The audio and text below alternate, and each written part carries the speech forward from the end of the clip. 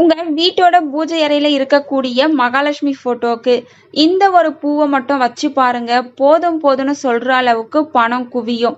பொதுவாவே நம்ம வீட்ல பண வரவு அதிகமாக்குறதுக்கு, போதும் போதும்னு சொல்ற அளவுக்கு பணம் வர்றதுக்கு மகாலட்சுமி அம்சம் ரொம்ப ரொம்ப முக்கியம். எந்த ஒரு வீட்ல மகாலட்சுமி குடியிருக்காங்களோ அங்க எந்த ஒரு விஷயத்துக்கும் பஞ்சம் இருக்காது.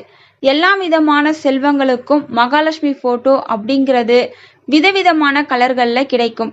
அதுல வெள்ளை கலர்ல சேலை இருக்கிற மாதிரி நீங்க மகாலட்சுமி போட்டோ வாங்குனீங்க அப்படின்னா அந்த விஷயம் கணவன் மனைவிக்குள் இருக்கக்கூடிய விரிசலை கம்மி பண்ணும். உதாரணத்துக்கு ஒரு சில பேர் வீடுகள்ல கருத்து வேறுபாடு அதிகமா இருக்குன்னு நினைக்கிறவங்க அவங்க வீட்ல மகாலட்சுமி போட்டோ வெள்ளை கலர் புடவையில இருக்கிற மாதிரி வாங்கி வைக்கலாம்.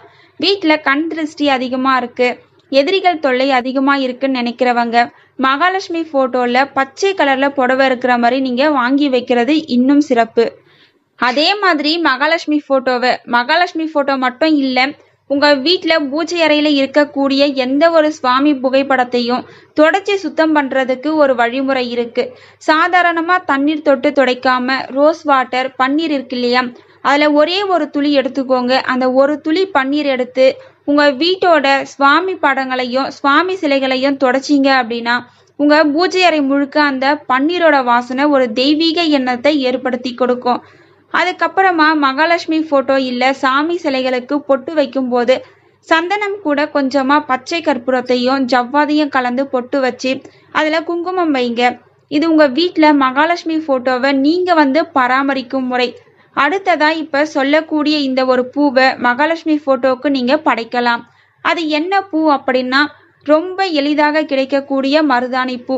வெள்ளி செவ்வாய்கள்ல உங்க வீட்ல இருக்கக்கூடிய மகாலட்சுமி போட்டோவுக்கு சிலைக்கு மருதாணி பூவை வச்சு வழிபாடு செய்யலாம்.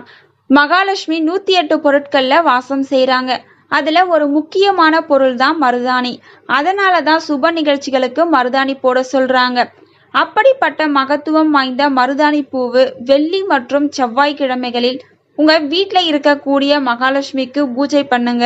சும்மா காலி இடங்கள்ல மருதாணி பூ சும்மா இருக்கு அப்படின்னா அதை நீங்க வெறுமனே பறிச்சுட்டு பூஜை பண்ணலாம். இல்ல நீங்க அடுத்தவங்க வீட்ல இருந்து பறிச்சுட்டு தான் வரணும், கேட்டு வாங்கிட்டு வரணும் அப்படின்னா அதை சும்மா வாங்கிட்டு வராம ஒரு 5 10 கொடுத்து அந்த மருதாணி பூவை வாங்கிட்டு வீட்ல வச்சு பூஜை பண்ணுங்க. அப்படி பண்றது மூலமா உங்க வீட்ல தெய்வீக எண்ணம் அதிகரிக்கும்.